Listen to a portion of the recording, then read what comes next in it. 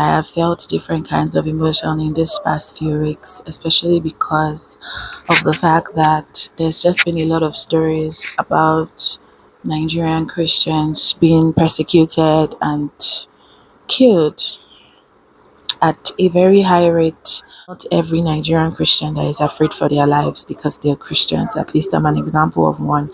I live in a part of Nigeria where hardly would you hear about a Christian being killed for being a Christian. And that's what makes this whole thing jarring for me.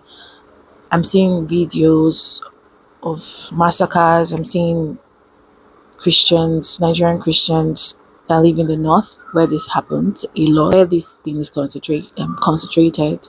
I'm seeing videos of them being buried. I'm thinking about what's going through their mind, and I'm just like, what is the right response to this? And I'm sure that there are several right responses, but one of the effective ones is to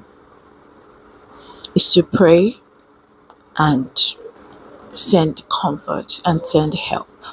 And so if you know about any organization that helps Christians in the north of Nigeria with reliefs and things like that, do something, send money.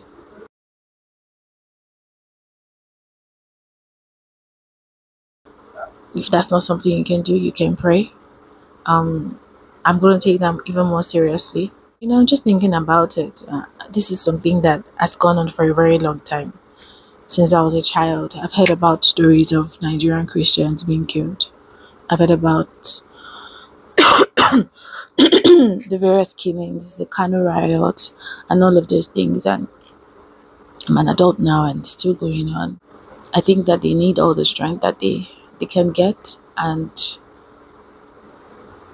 if you live in a part of Nigeria that is not prone to these things, then you have a responsibility to put yourself in the shoes of those who don't live in that kind of serenity. I know that scripture talks about us putting ourselves in the shoes of the persecuted and praying for them as though we were in chains as they were. So that's something that I want to practice more. That's something that I want to do more of. Not just as a one-off thing, but as a daily thing, and most importantly, to make use of the peace that God has given me to push the gospel further in everything that I do.